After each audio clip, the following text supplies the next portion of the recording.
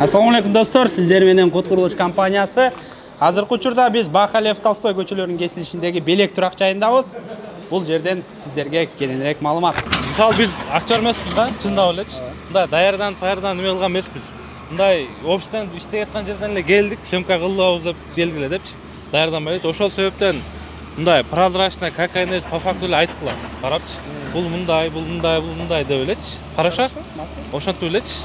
По факту кандай болду, ошондой көрсөтүш керек да, негизичи. Уранма, сен да карап эме кыла бересиң. О, мына, нормально. Баштадык ба андай съемканы? Башта берем. Баштадык ба? Давай, баштагыла. Эми кандай? Эми сөйөп башталды. Сен бүтү деп ойлодуң беле. Ошол жактан баштайбыз, а? Кеттик, баштадык.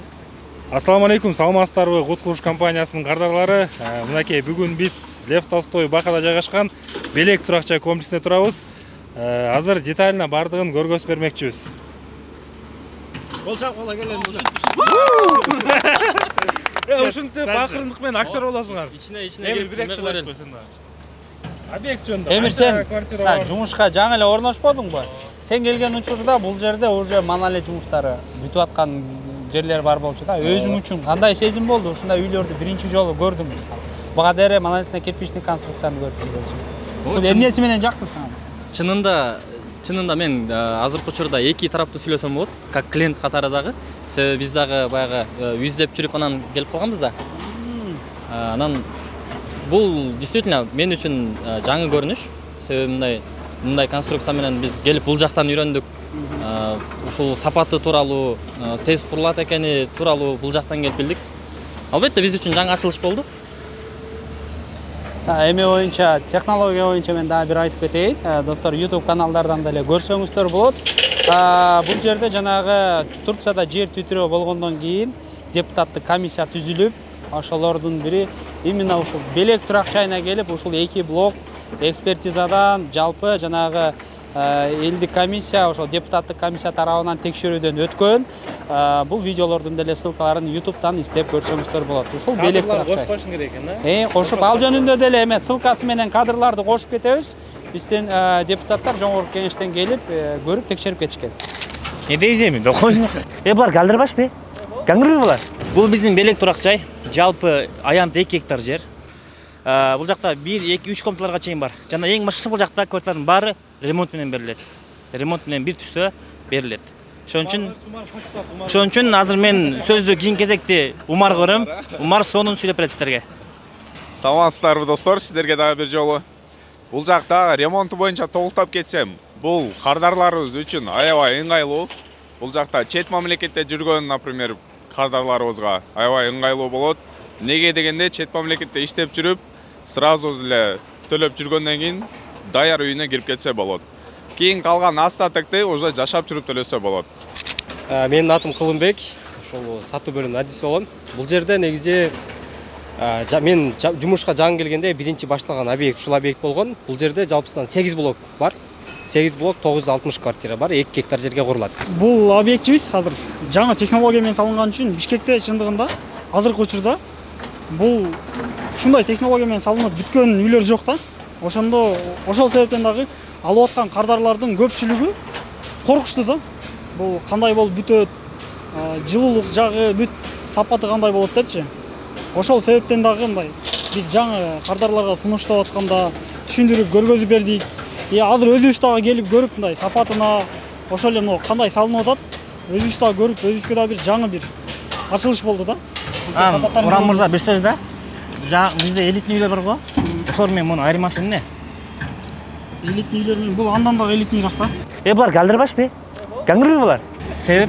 Бул жаңы бүткөн үйлөр да. Бекемдик жагынан бул болуп атпайбы? Мисалы касаңыз, бул пол бетонда, кирпич менен да. Айырмасы эмне ошонун? Кирпич менен салынып аткандардын ар биринин негизи өзүнүн жакшы жагы эки тарабы болот да. Бунун бекемдик жагынан булар кирпичтен караганда алдаганча жогору сапат жагынан. Көбүрөөк туруштук берет, э? Ооба. Анда эмесе сиздерге 3 комнаталуу батирди ичинен көргөзөлү. Мунун жалпы аянты 87 метр квадрат.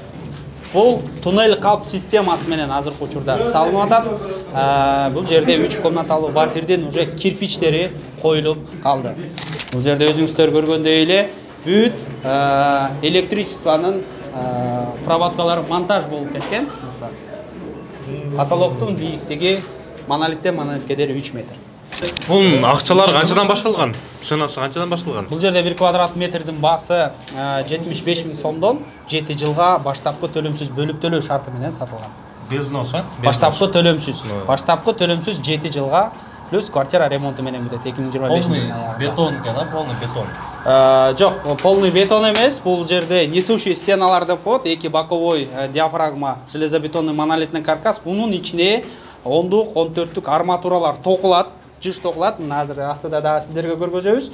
Ошондой эле электричество монтаждары бүт бетондун ичине кетет. Булар сразу ичинде кеткен. Ичинде кетет. Андан бунун айырмасы бул технологиянын туннельный опалубочный система, туннель калп системасынын айырмасы 2 боковой стена менен потолок бирдей коюлат. Бул туннелден панелден айырмаланып бир куюлуп келет. Калындыгы бул жалпы бүт стеналардын калындыгы 20 сантиметр болжол. 20 сантиметр калындыкта. Прочность боюнча панелге караганда аябай да бекем. Муну текшерип көрсөк деле болот. Бунун панель менен сравнить этерет да? Панельный дом бу депчи. Панель менен сравнить эткенде панель бул чогуу бир заводдо жасалып келип плиткалар орнотулуп, анан түбүнө раствор менен арматурага гана сварка болот. Бул жерде болсо бул комнатанын ичине бирдей 2 боковой стена менен потолокко опаловка коюлуп, өйдөсүнөн бетон бир коюлуп кетет. Ошондо айырмасы бул жерде нулевой этаждан баштап, цокольный этаждан баштап 15-кабатка дейин цельная конструкция болуп саналат. Ошол себептен бул монолитный железобетонный монолитный каркас сейсмостойкость жагынан дагы күчтүүрөөк. Значит, кладка, кирпичтер булар только внешний сторона, сырткы жагына коюлат. Бул только сырткы тараптарына коюлат. И бул жакта перегородкаларга дагы кирпич колдонулат. Бул перегородкалар бул комнатанын уже ичиндеги, мисалы көрсөңүздөр болот. Мына бул жакта санузел бар, бул деле кирпич менен, коридорлору мондай болгон кирпич менен болот. Ошондой эле бул жерде мисалы бул комнатаны көрсөк болот. Кухня, келиңиздер, кухняны көргөзөм. Бул кухня. Кухняда деле мондай шахта перегородкалар бүт кирпич менен урулат. И балкондордун мондай стояктары дагы кирпич менен урулат. Бул жактара уже терезелер менен тозулат. Балкон, туугандар балкон мынакей. Жактан чыгып, кеңиримди көрүп. Бул жак балкон бизде перила коюлат. Бул жерде стандарттык перила. Бул жер полный отделкалары жасалат. Бул подчистовой отделка берилет, бул комплекс. Бүт бардак шуактары болуп, стяжкалары болуп бүтөт. Ремонт менен, ремонт менен, отлично. Бул монолитный кирпичный конструкцияга да көп салыштырылышат. Ошол жөнүндө да сиздерге кененирээк маалымат берейин. Азыр бул усиленный боковой диафрагма менен салынгандыктан, мисалы бул зал көрсөңүздөр болот. Залда бурчтарынан чыккан колонналар жок. Бул жерде потолоктон ригель дагы жок. 2 боковой диафрагма, мындай болуп квадратный комната, үйүңүздө тыркайып чыгып турган стеналар. Бул айнектердин чоңдугу ушундай болот экен да. Бул широкоформатный терезелер коюлат. Bu yakta уже elder kir жайып атат. Обязательно терезелер коюлуп, и плюс айта кетчү нерсе, бул үй дагы сыртынан утепление болот. 2 слойлук базальт менен. Тартып сыртынан утепление. Анын сыртынан вентилируемый фасад. 2 слой 5 сантиметр 2 слой базальт менен кетет.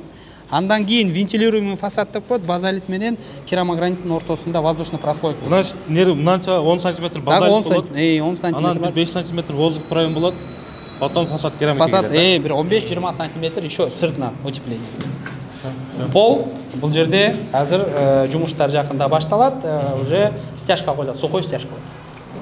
Bunun kvadratın kaçadan dediniz başlaganda? 1 kvadrat metrдин баасы 75 000 сомдон, же болбосо $750 кеткен баштапкы төлөмсүз. Азыркы учурда 1 квадрат метрдин баасы 80 000 сомдон, баштапкы төлөмү милдеттүү түрдө $20 000 төлөнүш керек, калганын 4 жылга рассрочка. Тилекке каршы азыркы учурда 7 жылдык жок. Себеби дегенде комплекс уже 2 блогу толугу менен бүтүп, кирпич жумуштары башталган. Ошол байланыш $900'dan болуп калды $900 примерно бүгүнкү курска салыштырсак $899-900 болот. Бирок бизде келишим сом менен гана түзүлөт. По курсу доллар сом менен түзүлөт. Эшикке чыгбаганда эшти көрөйлүп, эшти көрөлүп, мисалы мен бул жерди көргөзүп кетейин дедим. Стенанын бардыгы 20 сантиметр. Көрсөңүздөр болот. И мунун прочностун азыр текшерип да көрөлү. Балдар бул жакта жана кээ бирлер сиздер айтып атпайсызбы? Панель сыяктуу депчи. Панелде азыр ушул удар менен, куалдан менен мисалы уруп көрсө кандай болот? Ошондой эле мисалы бул железобетонный монолитный каркасты уруп көрсө кандай болот? Удар менен урган түшүрө койбой болот. Мисалы мына жерде да көрсөңүздөр. Бул плотный армирование, плотный бетон болгондуктан даже бір бөбет. Панель азыр талкаланып кетмек. Даже титреген жок дегин, а? Даже титреген. Даже титреген жок. Мисалы бул жакта деле көрсөк болот. Звук чыгып атат, звук поглощаться этет, себеби бул жерде бетон М350 колдонулган, плотный. Мисалы бул удар менен кирпичти урсаңыз, конечно, кирпич талкаланып кетет. Бизде азыр белек турак жайында 2 лифт кетет. Грузовой и пассажирный. Но биз турганыбыз бул пассажирный лифт 630 килограммдык бул жакта. Биздин артыбыз деле бул жакта азыр грузовой лифт турат. Бул 1 тонналык. Бул жакта жалпы 15 этажга стандарт боюнча 2 лифт кетет. Бийиктик жагынан эч кандай кыйналбайсыздар буюрса.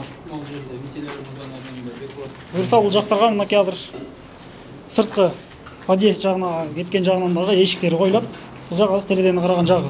Вентилируемая зона, да? Достор, бул жерден азыр бул лифтке кирип баратканда бул лестничный площадкадан бул жерден эшик коюлат. И бул лифтке кире турган тарабынан да эшик коюлат дагы, бул жерде решеточный жана перегородка болот.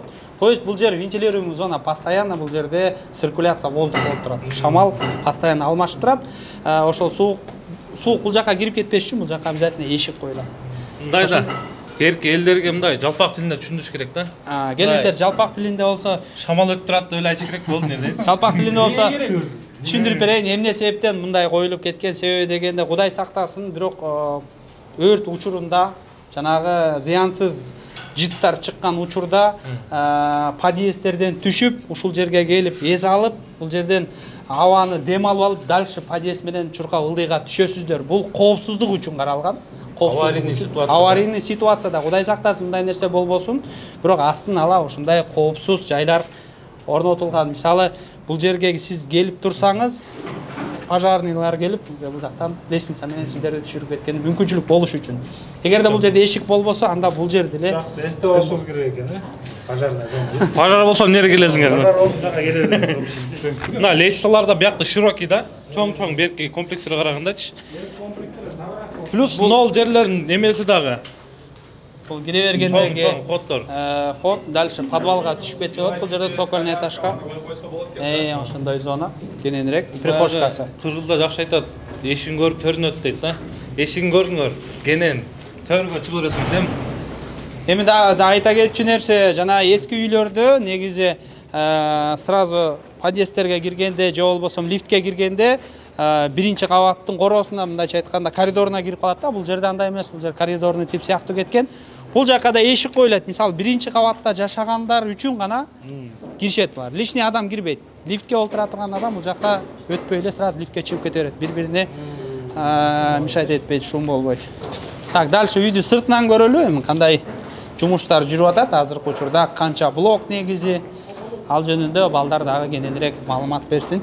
Жалпы блоктор боюнча достор, бул жерде жана айтып кеткендей эле 8 блок.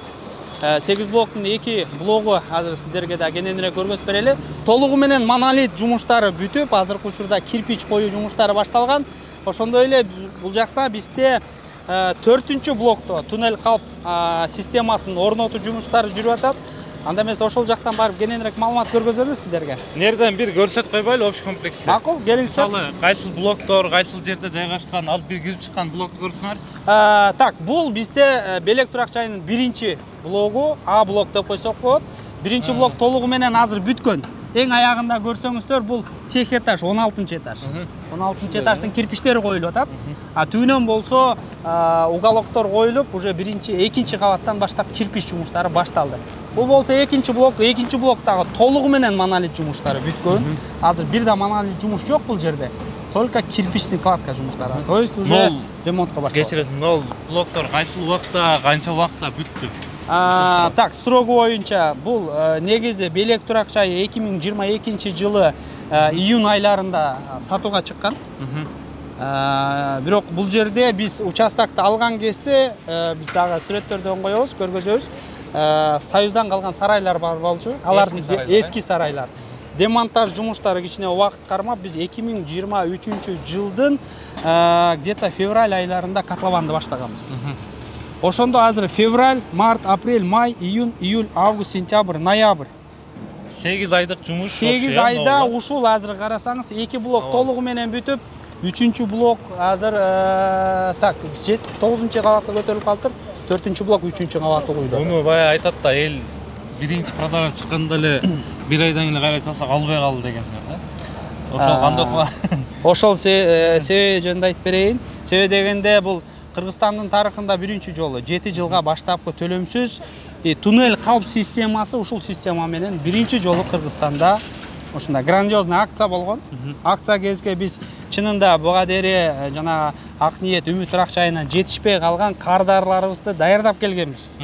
Ушундай комплекс баштайбыз. Ушундай шарттары примерно ушундай болот. Сиз күтө туруңуз, же болбосо контакттарыңызды тыштаңыз, биз сизге чалып кабарлайбыз деп. Biz 6 ay vaqtda kardарларды даярдап, анан акциянын старт продажын баштаганыбызда биринчи жабык түрдө сатуу жүрөт. Негизи бизде ал жөнүндө да түшүндүрүп берейин. Жаңы комплекс башталардан мурда бизде клиенттерди чогултуп, анан биринчи ошол очередте турган, күтүп аткан кардарларга биринчи чалып кабарлайбыз. Алар кантип мисалы очередке коюш кандай болуп калат? Очередте отпойсуңар беле? Очеред дегенде сиз достор туура түшүнүңүздөр, бизде жанагы интип тизмеге коюп, анан акчаңды төлөө деген түшүнүк жок. Бир гана бизге болгону өзүңүздүн ошол каалооңузду жана телефон номериңизди тыштап койсоңуз да гана болду. Биринчи, экинчи деген орун жок. Бул деген мисалы мына жетишпей калган комплекске жетишпей калгандар кийин комплексин алам деген ошолор экен. Ошолор, Анан дагы бизде очеред дегенде туура түшүндүрүп кетейин. Бизде биринчи очередде болдуң, 15-чи очередде болдуң деген түшүнүк жок. Бүт барына бирдей маалымат таратабыз. Жетишсең алдың, жетишпесең калдың. Кимге буйруган болсо алып калды экен. Түшүнүктүү. 7 жылдыкка ушул Котлован кезиндеги сатылган да бул жакчы, ошону көрөлү. Котлованды түшүндүрүп кетсек, айтыпчы. Мисалы алдынан көрүп аткан бул канчанчы блок? Так, бул көрүп аткан бизде 6-чы блок. Бул иштеп аткан котлован. Иштеп аткан, жумуш жүрүп аткан котлован боюнча бул 6-чы блок. 6-чы блоктун азыр котлован жумуштары бүтүп калды. Котлован жумуштары бүтүп калды. Азыр болсо бул жерде подбетонка, бетон куюу жумуштары башталат. Котлован ушундай кезинде комплекс болуп саткансыңар. Ооба. 750 доллардан. Жок. Котлован мындай кезинде эмес. Бул жерде сарайлар турган кезде 750 доллардан, то есть старт продаж башталганга чейин бул жерден уже көрүп алам деген бизде кардарлар болгон. Значит, котлован казылган кезде бу жерде жок болчу. Уже жок болчу. Котлован казылганда уже жок болчу. Так, ичине түшүп көрөлү. Мисалы балдар азыр котловандын чукурдугун ченеп атышат. Ар бир бардыгы расчет менен кетет. Бул жакта иштеп аткан кыз аткан байкелерден сурайбыз. Азыр бул жактан сиздерге котловандын бийиктигин көргөзөлү. Бул жакта бизде канча метр болот иштеп атат. Грунттун өзү жөнүндө деле маалымат бере кетели. Бул жакта как раз геодезисттер, жер адистери иштеп атат. Достор, азыр бул биздин адистер котловандын чукурдугун ченеп атышат. Бийиктигин ченеп атышат, Курай мырза, кандайсыз? Бул азыр бул аппарат менен эмне жумуш аткарып атасыз? Ошол жөнүндө маалымат бере кетсеңиз. Ноль чыгарып атасыз. Ноль чыгарып атабыз. Азыр глубина бунун чукурдугу канча болду? 0-дон ылдый 580. 580, 0-дон. Грубо 6 метр. Азыр эми буга подбетонка койду. Подбетонка даярдап атабыз. Рахмат чоң иштенишсең деп. Бол башкасы. Азыр ушундай кол менен эмне кылып атасың мына? Бак бирдей кылып атасың ушунда. Бирдей бириктирип, мындай тегиз кылып, Ошол мисалы үчүн бир блоктун котлованычы канча убакыт алат? 15 күндө. 15 күн. Бир блоктун убакыты 15 күн, Ушундан 8 блок, Хорошо, рахмат чоң. Ошо достор, котлован тууралуу биз толук маалымат алдык. Азыр болсо кайра өйдөгө чыгабыз, жүрүңүздөр. 6-чы блоктун уже кайсыл жерден казылары бүт момундай белгиленген. Жакынкы күндө бул жерде эле казылып баштайт. 6-чы блоктун орду. 6-чы блоктун орду. 8-чи блоктун артта. То тарабында, ипподром тарабында дагы 7-8-чи блок бар. Дагы сиздерге маалымат катары көргөзө кетчү нерсе бул станок. Бул жерде объекттин өзүндө арматурадан сетка чыгарыла турчу станок орнотулган. Бул толугу менен автоматташтырылган станок. Келип көрсөңүздөр болот достор. Арматура размер менен подаваться этилет. Бул жерде анан контактный сварка. Контактный сварка менен бул жерден бизде арматурный сеткалар чыгат. Аларды бул өзүбүздүкү станок. Компаниянын жеке өзүнүкү. Жеке станок. Бул станоктун жакшы жери чыгарып машинеге жүктөп, кийинки объект алып барып колдонорбуз. Жакшы көң, Ошондо ушул объекттен бүт 3 объекттен ташталат экен да. Ооба, азыркы учурда бизде колдонуп аткан бул келечек 2 турак жайына, жакында Олокон турак жайына ушул станок иштеп атат. Азыр бул жерде негизи бул станоктун аткара турган жумушу чынында бизге только размерди эле коюп берет. Анан азыр видеодон сиздерге дагы көргөзөбүз, видеонун астында көрүп кетиңиздер. Бул кошумча дагы зым менен бекемдетилет. Жүрүгүлөр армированиен көрөт. Кеттик. Достор, бул чыккы жана тыккы channel. Азыр биз объекттерди текшеребиз, кандай курулат, кандай болот. Ошону биз менен болуңуздар, кеттик. Ассаламу алейкум. Иштериңиздер ийгилүү болсун. Так, бул жерде бизде достор хамуттардын бардыгы өзүнчө мындай полевой станочный цех деп койсок болот. Байкелер бул жерде размери менен момундай болгон бизге ушул объектке колдонулуп турчу өзүнүн детальдарын чыгарышат. Мисалы бул темирлердин бардыгы Россиядан келет. Россиядан келип өзүбүзгө керектүү размерлерди кесип алып, ушундай хамуттарды, ушундай ограничительдерди биз чыгарабыз. Байке, бул эмнесин бул? Эмне кылат бул менен азыркы убакта? Бул азыр долларда окот. Сетке эки астынан кеткен сетка менен үстүнкү кеткен сетканы карматкандын ордуна кармайт да.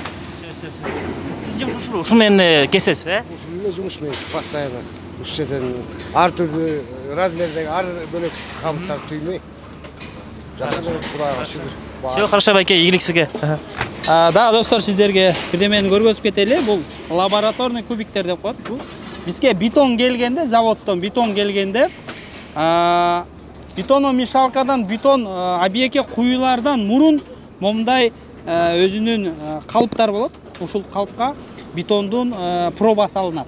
Пробасы алынып, мына өзүңүздөр көрсөңүздөр болот. Классификация бетона, кайсыл компания алып келди, бүт баары коюлуп, Азия бетон алып келиптир. Бул жерге азыр даталары жазылган. Мисалы, мыналарды көрсөңүздөр болот. Мына даталары жазылган, качан келген. Булар калат ушул лабораторияга кетет, экспериментальный текшерүүдөн өтөт. Бул деген ар бир этаждан текшерилип турат, Ар бир этаждан эмес, ар бир келген бетономешалкадан ал. Ар бир бетономешалка корого киргенде эле сразу уже лабораторияга алынат. Негизи эле клиенттер көп айтпайбы, эме депчи. Нормадан өтөбү, качество кандай депчи, андай суроолорду толтура болот. Ооба. Үйдүн курулушу котлованын казылышынан баштап, бүт жанагы проектный документтин негизинде калат. Мына достор, бул турган биздин туннель калп система опаловка. Ушундай болгон стандарттык размерде кеткен, ар бир квартиранын өзүнүн стандарттык размерлери бар.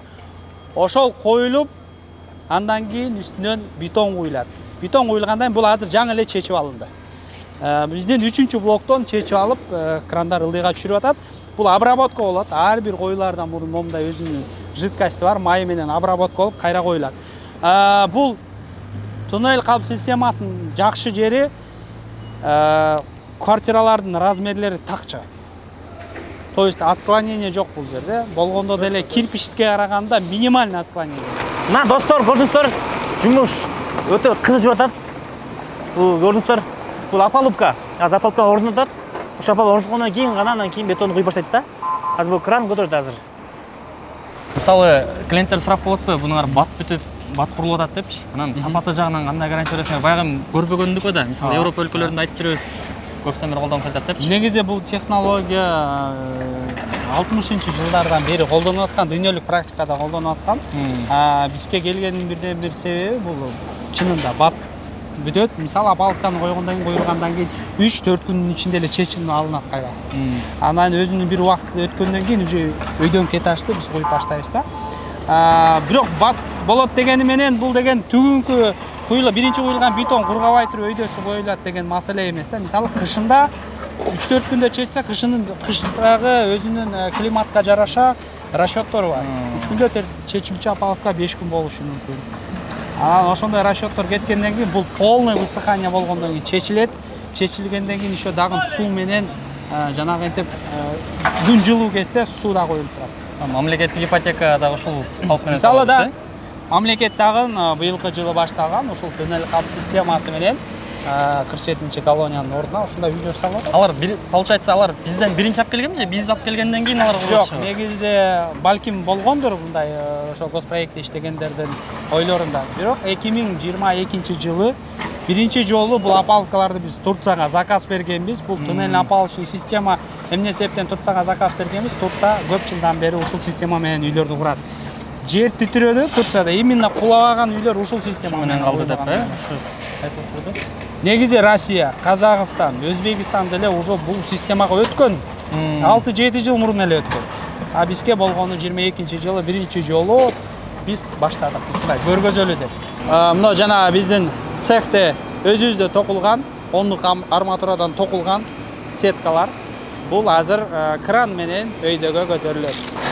Достор, азыркы учурда бизде 4-блоктун туннель калп системасын орнотуу жумуштары, ошондой эле арматура токуу жумуштары жүрүп атат. Азыркы убакта көрдүңүздөр, бул опалубканы кийгизген.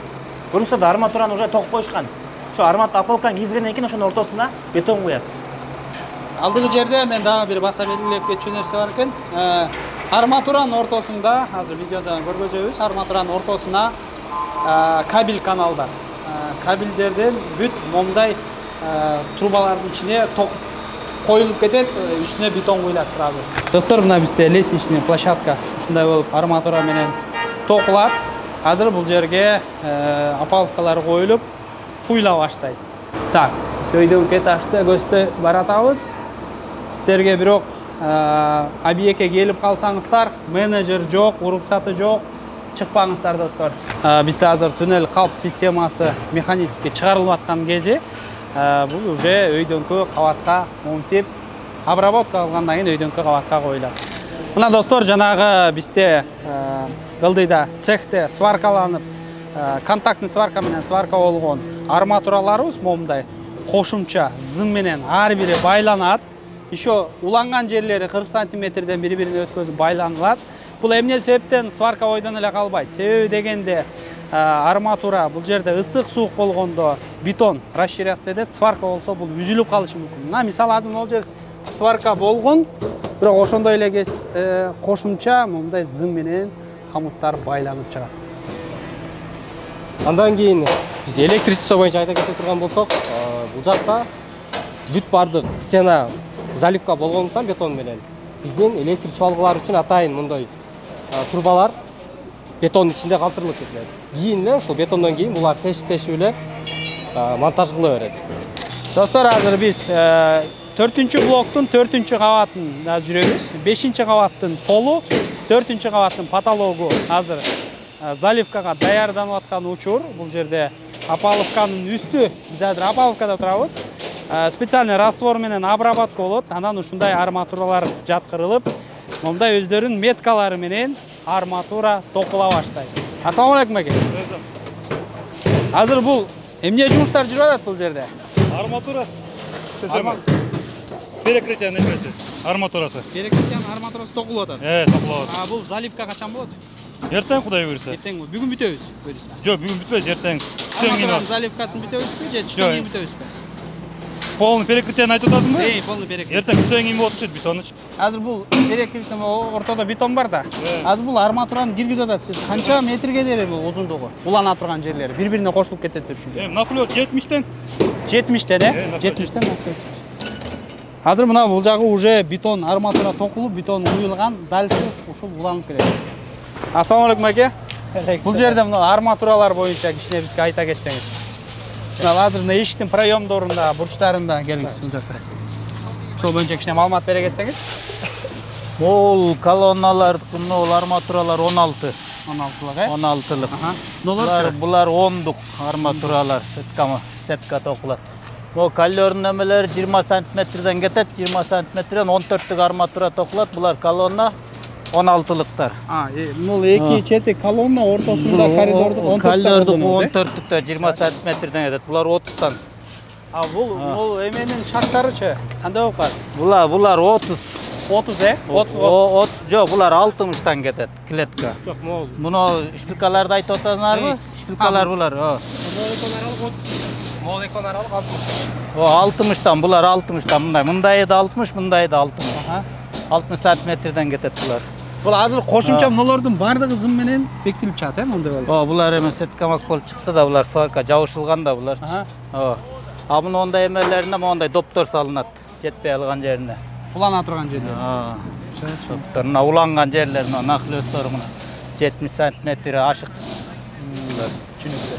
Булардын бардыгы стандарт боюнча. Стандарт боюнча. Санжарбек акени чакыргын. Санжарбек чакыргын. Санжары! Иди сюда. Санжары! Санжары. Что, товар принес? Степан!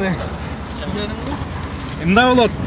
Урматтуу биздин каттаачылар, көрүүчүлөр, bundan ары биздин YouTube каналыбызга ушундай форматта видеолор чыгат. Бул Санжар отдел продаждын руководители. Бул Жакып Санжардын командасы. Будан кийин Бактияр деген бул жигит чыгат. Ал да отдел продаждын руководители, ал да улакон комплекс көрсөтөт. Видео кызыктуу болуш үчүн, көрүмдүү болуш үчүн эмне кылыш керек, кандай жасашыбыз керек? Сиздердин сунушуңар комментарийге жазууга, лайк басып койгула. Санжарга ийгилик.